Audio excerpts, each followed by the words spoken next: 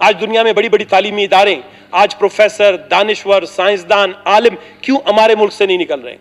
बलूचिस्तान से एक अच्छा मुअर्रिख नहीं निकल पा रहा, बाकी तो आप साइंसदान को छोड़ें कि वो आपको खला में या चांद पर ले जाए। इसकी बुनियादी वजह यह है कि हमने अपने बच्चों को अभी तक भेड़ बकरियां समझ रहे हैं, और ये सबसे बड़ा पॉलिसी फेलियर हमारा है, यहाँ की पॉलिटिकल लीडरशिप का है, यहाँ के इदारों का है कि उसने कभी भी तालीम को अहमियत नहीं दी है।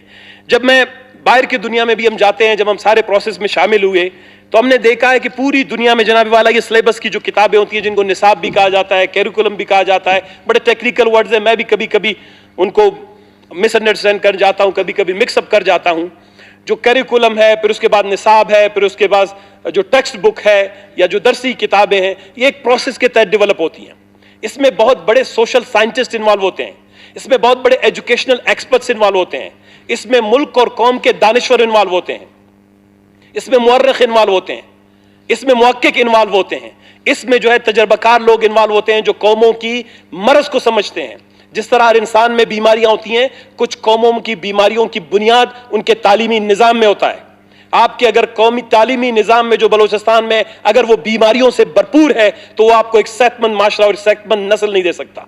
इसीलिए आप देख रहे हैं कि हमारे यहां नौजवान जिनकी कोई परवरिश नहीं होती, जिनकी कोई तरबियत नहीं होती, जिनकी मेंटरिंग नहीं होती, जिनको हम अच्छे रास्ते पे नहीं लगाते, हम अच्छे सिलेबस के तहत उनकी तरबियत नहीं करते, हमने एक रटिफिकेशन जिसमें सिर्फ याददाश्त का जो कंसेप्ट है कि जी आप चीजें याद करें और कागज के ऊपर लिख दें, इसके अलावा इनको कुछ भी हमें नहीं पता होता कि हम अपने बच्चों को क्या तरतीब दे रहे हैं।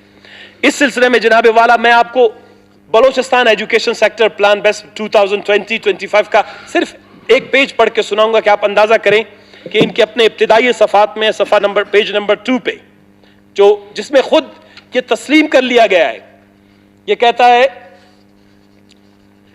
जनाब वाला इसमें कि बलूचिस्तान का जो लर्निंग क्राइसिस है, पेज 73 पे, children in schools do not learn, there is a reading crisis in the province and in Pakistan in general.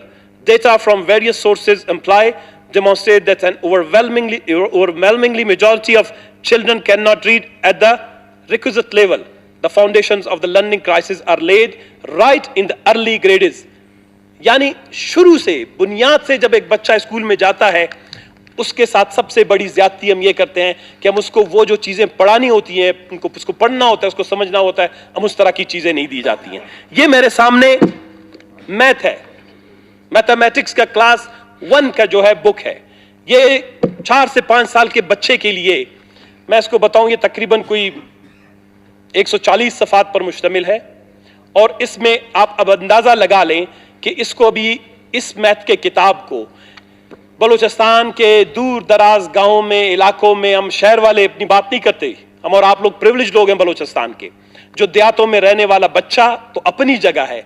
मैं आपको अल्फिया बताऊंगा कि अगर इसको किसी दूर दराज देहात के उस्ताद के भी सामने रख लें, 140 सफ़ात में से वो सिर्फ आपके लिए 10-20 सफ़ात पढ़ सकेगा, बाकी नहीं पढ़ सकेगा। जब एक उस्ताद की हैसियत और काबिलियत उस लेवल की होगी, फिर वो बलूचिस्तान के 54 से 55 लाख बच्चों की जिंदगी को कैसे आगे बढ़ा सकता है। ये सबसे बड़ा क्राइसिस यहां से शुरू होता है।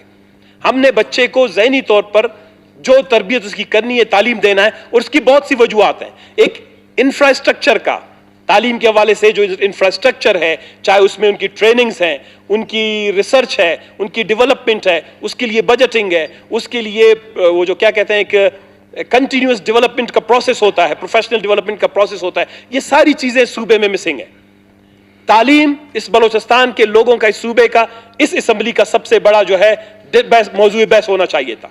पहले दिन से लेकर आज तक हमें अगर हमारी गैस नहीं मिलती, हमारी बिजली हमें नहीं मिलती, सारी चीजें नहीं मिलती, लेकिन हमारे बच्चे हमारे घरों के से जब निकलते हैं, जिस स्कूल में आज तक हमने ये तवज्जो नहीं दी कि वहां पर वो किस तरह की तालीम हासिल कर सकते हैं। जब एक जाहिल नस्ल होगी, जब तालीम से महरूम नस्ल होगा, तो जनाब वाला आपके यहाँ गुर्बत होगी, बदअमनी होगी, दहशतगर्दी होगी, बेरोजगारी होगी, माशरती बदहवासी होगी, केओस होगा। ये सारा प्रोडक्शन आज आपकी सोसाइटी में जो आप देख रहे हैं, वो तालीम की गलत जो है निसाब की वजह से है। एक छोटी सी बात मैं आपके लिए और आपके सामने रख दूं कि पूरी दुनिया में जिस तरह ये मेरे सामने एक फिनिश एजुकेशन इन नटशेल, दुनिया के अंदर बहुत सक्सेसफुल मॉडल है। मैं अभी थोड़ी देर पहले ये जो एक्सपर्ट बैठे थे उनके साथ बात कर रहा था क्रोएशिया जो है 1991 में तकरीबन वो सोवियत यूनियन से अलहदा हुआ। क्रोएशिया की आबादी तकरीबन कोई 4 मिलियन के करीब भी नहीं है। जिस दिन 1991 में सोवियत यूनियन से वो अलग हुआ तो क्रोएशिया में एक कंप्यूटर भी नहीं हुआ करता था। आज क्रोएशिया ई लर्निंग के हवाले से, आईटी के हवाले से, डिजिटलाइजेशन के हवाले से दुनिया का सबसे बेहतरीन मुल्क है, बल्कि यूरोपियन ममालिक से भी 2 कदम आगे गुजर गया है। इसलिए कि जब वो आजाद हुआ तो उन्होंने बैठ के कहा कि हमारी कौम की बका, हमारी कौम की तरक्की और हमारे कौम का सबसे बड़ा मसला क्या है। उन्होंने कभी भी ये नहीं कहा कि हमारे कौम का ये मसला है, कभी जमीनों की बंदरबाट है, कभी पता नहीं किसी चीज की बंदरबाट है, कभी सड़कों की। उन्होंने कहा हमारा सबसे बड़ा बहरान तालीम का है। हमें अगर यूरोपियन यूनियन में जाना है, यूरोपियन यूनियन के साथ कंपीट करना है, उनके लोगों के लेवल की जो टेक्निकल नो आओ अगर हम में आनी है तो हमने अपने तालीम को, निजाम को बेहतर करना है। आज यूरोप से लोग क्रोएशिया में जाके पढ़ रहे हैं। और बलोचिस्तान की बदकिस्मती देखिए, मैं आपको बताता हूं 1977 में, बल्कि 1973 में, 72 में, जब गुलखान नसीर साहब बलोचिस्तान के वजीर तालीम हुआ करते थे, उन्होंने बलोचिस्तान टेक्स्ट बुक बोर्ड का जो है की बुनियाद रखी। उसके बाद स्लोली ग्रेजुअली 1977 में इसका एक्ट जो है अप्रूव हुआ। नवाब अकबर खान बुकटी साहब की बड़ी इसमें काविशें थी। बलोचिस्तान टेक्स्ट बुक बोर्ड आज एक इंडिपेंडेंट नहीं है।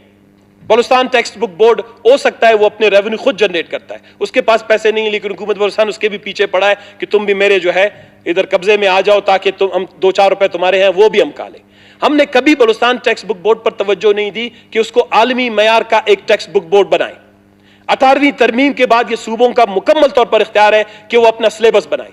आज भी मैं आपके सामने यहां पर कुछ मालूमात रखूंगा, आप उसमें देख लीजिएगा कि अभी भी जो बलूचिस्तान का जो कैरिकुलम है हमारा, वो जो बाहर के एक्सपर्ट्स बैठते हैं, जो हमारे लिए सब काबिल एहतराम है। मैं काबिल फहम पुरमगज लोगों का, किसी भी कौम, किसी भी इलाके, किसी भी मजहब से हो, हम उनको पढ़ते हैं। सबसे ज्यादा अंग्रेजों की किताबें हम पढ़ते हैं इसलिए कि वो बड़ी सबसे अच्छी लिटरेचर डेवलप करते हैं। लेकिन मेरे देहात के, मेरे सूबे के, मेरे पसमानदा उल आल निजाम के बच्चे की तालीम के लिए अगर कोई किताब डेवलप होगा, कोई निसाब डेवलप होगा, कोई उसके लिए टेक्स्ट बुक होगा, उसके अंदर कंटेंट होगा, उसके अंदर मवाद होगा, अगर उसको यहां का लोकल कल्चर का दानिश्वर, प्रोफेसर, समाजी माहिर, सोशल साइंटिस्ट डेवलप करे तो वो ज्यादा शायद बेहतर कर सकता है। ये मेरे सामने उर्दू की जो है बलूचिस्तान की जमात अव्वल की बलूचिस्तान टेक्स्ट बुक बोर्ड की पब्लिश की हुई किताब है, तजर्बाती एडिशन, दरसी किताब उर्दू जमात अव्वल। यहां पर मैं आपको ऑथर्स और कंपोजिशन बताऊंगा। ये मैं कोई बात नहीं कर रहा, मुझे किसी आलिम से, फाजिल से कोई नफरत नहीं है, लेकिन मेरे लिए हैरत की बात यह है कि बलूचिस्तान के उर्दू के जमात अव्वल की किताब बनती है, इसमें जनाबे वाला फेडरल गवर्नमेंट के 5 नुमाइंदे हैं। यानी मैं उनका नाम नहीं लूंगा, फेडरल डायरेक्टरेट से एक आदमी है, शख्स है, मोहतरमा है, मैं बीकन हाउस इस्लामाबाद सिस्टम से एक है, फेडरल डायरेक्टरेट ऑफ एजुकेशन से एक है, FGEI cantt garrison Rawalpindi cantt से एक है, कौमी निजाम जायजा तालीम से वफाकी वज़ारत तालीम से एक है, यानी फेडरल से 5, पंजाब से सूबे से 2, बलूचिस्तान से 1। और ये क्या है? ये जायजा कमेटी के लोग हैं, ये मेन ऑथर्स नहीं है। मेन ऑथर्स जो हैं वो चाहे 4 हैं या 5 है, जो मेरे ख्याल में वो सब के सब का ताल्लुक जो है वफाक से है या किसी और सूबे से।